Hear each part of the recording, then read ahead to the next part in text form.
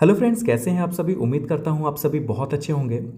UP TET की last video में हमने बात की थी बाल विकास को प्रभावित करने वाले कारकों की, जिसमें हमने वंशानुक्रम के बारे में पढ़ लिया था।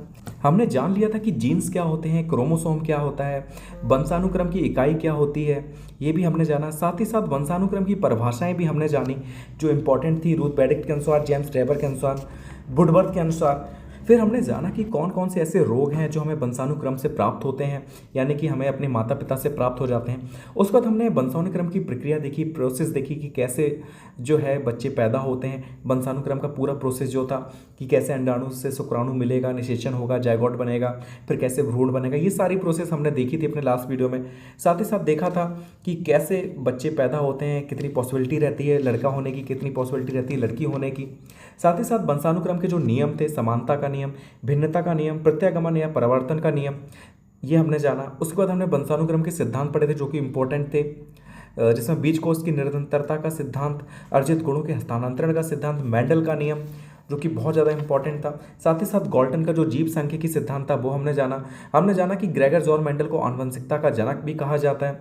और फिर कुछ क्वेश्चन आंसर देखे थे जिसमें क्लाइनफिल्टर सिंड्रोम के बारे में हमने जाना, टर्नर सिंड्रोम क्या होता है उसके बारे में जाना, डाउन सिंड्रोम क्या होता है हमने उसके बारे में जाना। तो ये सारे हमने लास्ट वीडियो में कवर किए थे। अगर आपने वो वीडियो नहीं देखा तो उस वीडियो को जरूर देख लें, क्योंकि बहुत इंपॉर्टेंट टॉपिक है, उससे काफ़ी क्वेश्चन बनते हैं।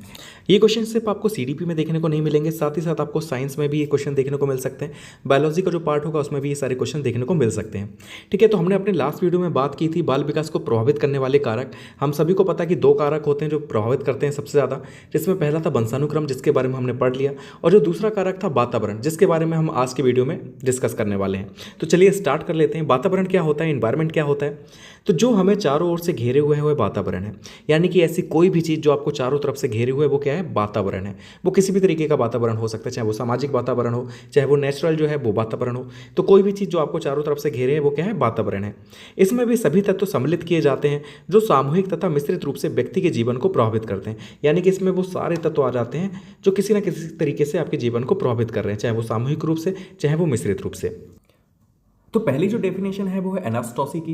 इन्होंने कहा कि वातावरण वो है प्रत्येक वस्तु है जो व्यक्ति के जीन्स के अतिरिक्त प्रत्येक वस्तु को प्रभावित करती है। यानी कि वातावरण के बारे में इन्होंने ये कहा कि वातावरण सिर्फ जीन्स को प्रभावित नहीं कर सकते, बाकी वो किसी भी चीज़ को प्रभावित कर सकते हैं। ठीक है, तो ये एनास्टॉसी की है कि वातावरण प्रत्येक वस्तु है जो व्यक्ति के जीन्स के अतिरिक्त, यानी कि जीन्स को छोड़कर प्रत्येक वस्तु को प्रभावित करती है, किसी भी इंसान के। ठीक है, याद कर लेना। नेक्स्ट जो डेफिनेशन है वो है रॉस की। इन्होंने कहा कि वातावरण वह बाहरी शक्ति है जो हमें प्रभावित करती है, यानी कि कैसी शक्ति है, एक बाहरी शक्ति है जो हमें क्या करती है, प्रभावित करती है। किसी भी इंसान को प्रभावित कर रही है अगर कोई चीज़, ठीक है, तो वो क्या है, वातावरण है। ये रॉस का कहना था, क्योंकि अगर हम वंशानुक्रम की बात करते हैं तो वो आंतरिक शक्ति होती, लेकिन वातावरण क्या है, बाहरी शक्ति जो बाहर से हमें प्रभावित करती है। तीसरी जो डेफिनेशन है वो है वुडवर्थ की।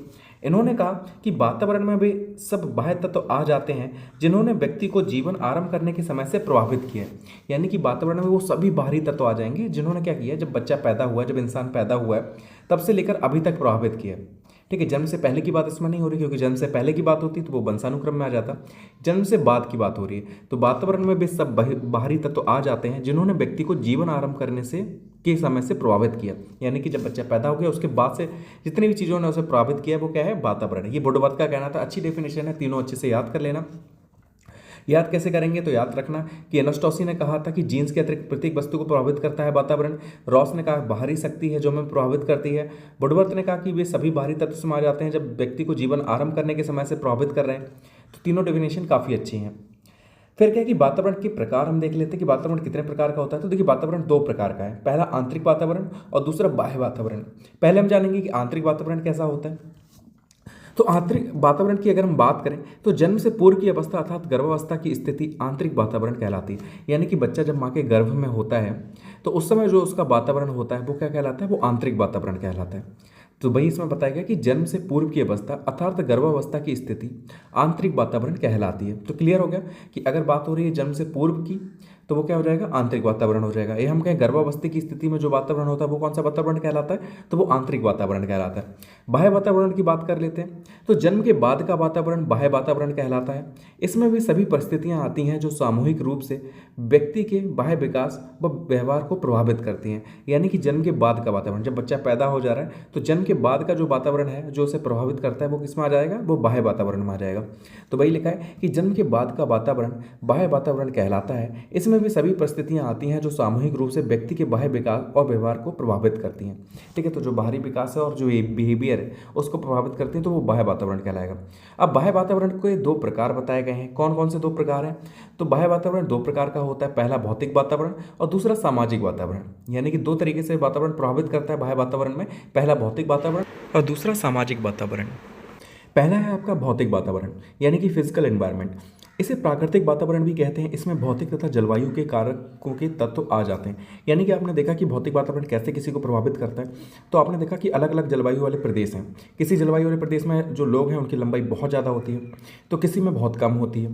किसी जलवायु वाले जो क्षेत्र हैं वहाँ पर क्या होगा, आपको लोग बहुत काले दिखेंगे तो कहीं पर बहुत सारे गोरे दिखेंगे। तो ये भौतिक वातावरण है जो हमें प्रभावित करता है। ठीक है, और इसमें भौतिक तथा जलवायु कारक आ जाते हैं, ये चीज़ याद रखना है आपको। अब दूसरी बात करेंगे सामाजिक वातावरण की। सामाजिक वातावरण कैसा होता है, तो सामाजिक वातावरण इसके अंतर्गत सामाजिक परिस्थितियां जैसे रीति रिवाज, रहन सहन आदि आते हैं। तो सामाजिक वातावरण क्या करेगा, जो समाज है जो हमें प्रभावित कर रहा है तो उसे हम सामाजिक वातावरण के अंदर रखेंगे। और इसमें क्या आ जाएगा, तो रीति रिवाज, जो हम रीति रिवाज अपना रहे हैं, त्यौहार वगैरह हम जो मनाते हैं, रहन सहन हम किस तरीके से रह रहे हैं, तो ये सारा कुछ किस में आता है, सामाजिक वातावरण में आ जाता है। अब हम पढ़ेंगे बाल विकास पर वातावरण का प्रभाव, यानी कि चाइल्ड डेवलपमेंट पर वातावरण का क्या प्रभाव पड़ता है, हम उससे जानेंगे।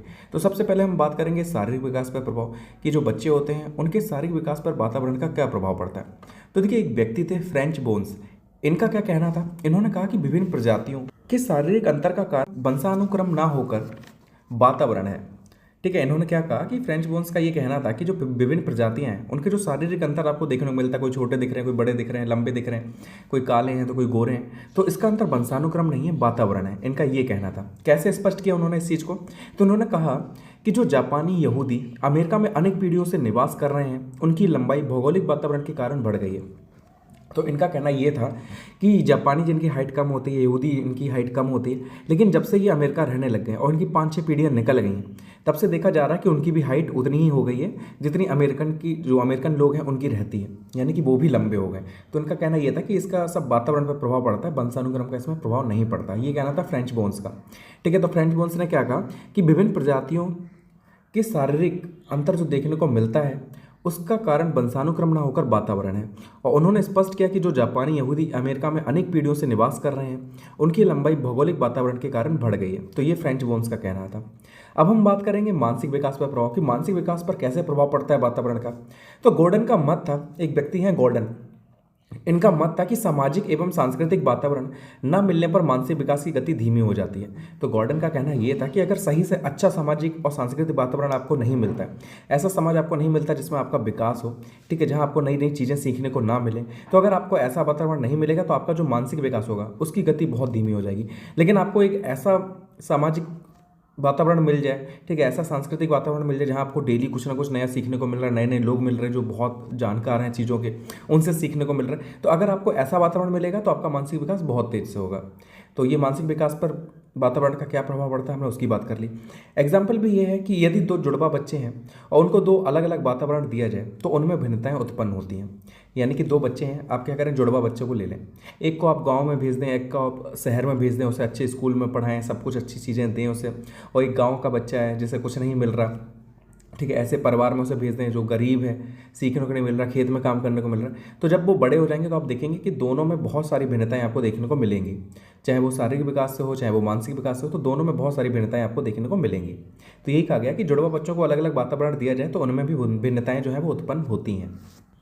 नेक्स्ट क्वेश्चन है जो कि आया हुआ है, काफ़ी इंपॉर्टेंट है, कि वंशानुक्रम हमें विकसित होने की क्षमताएं प्रदान करता है जबकि वातावरण इन क्षमताओं के विकसित होने के अवसर प्रदान करता है। यह कथन जो है वो क्या संकेत देता है, तो देखिए संकेत यही देता है कि दोनों चीज़ें बहुत ज़्यादा इंपॉर्टेंट हैं, चाहे वो वंशानुक्रम हो चाहे वातावरण हो, किसी भी बच्चे के विकास के लिए दोनों ही चीज़ें बहुत ज़्यादा इंपॉर्टेंट है। इसीलिए इसमें आंसर जो है वो है कि दोनों की अंतःक्रिया महत्वपूर्ण है। ठीक है, यानी कि वातावरण का भी होना उतना ही जरूरी है जितना वंशानुक्रम का, तभी बच्चे का अच्छे से विकास हो पाएगा। नेक्स्ट क्वेश्चन है कि प्रकृति पोषण यानी कि नेचर और नर्चर विवाद में पोषण से क्या तात्पर्य है। ठीक है, यहाँ पर पोषण से पूछा गया है, कहीं पर आपसे प्रकृति के बारे में भी पूछ सकते हैं कि यहाँ पर प्रकृति है उससे क्या तात्पर्य। तो देखिए, पोषण से तात्पर्य होता है वातावरण से। जो पोषण है किसी भी बच्चे का तो वो वातावरण से संबंधित है। अगर प्रकृति का पूछेगा तो प्रकृति जो है नेचर, वो किससे संबंधित हो जाएगा, वो वंशानुक्रम से संबंधित हो जाएगा। तो दोनों ही क्वेश्चन अच्छे से याद रख लेना, बहुत इंपॉर्टेंट क्वेश्चन है दोनों। कि प्रकृति का अगर पूछा जाएगा किससे संबंधित है तो वो वंशानुक्रम से हो जाएगी, पोषण का पूछा गया तो वो वातावरण से संबंधित है। तो इस टॉपिक में इतना ही था। जो हमारे प्रभावित करने वाले कारक थे वंशानुक्रम, उसके बारे में हमने लास्ट वीडियो में पढ़ लिया था और इस वीडियो में हमने वातावरण को कंप्लीट कर लिया। तो ये वाला टॉपिक यहीं पे कंप्लीट होता है। अब हमारा जो नेक्स्ट टॉपिक होगा वो होगा बुद्धि, इंटेलिजेंस के बारे में हम अगले जो नेक्स्ट वीडियो होगा उसमें पढ़ेंगे। काफ़ी इंपॉर्टेंट टॉपिक है वो और बड़ा भी है। ठीक है, तो उसमें जानेंगे सिद्धांत वगैरह और ये सारी चीज़ें।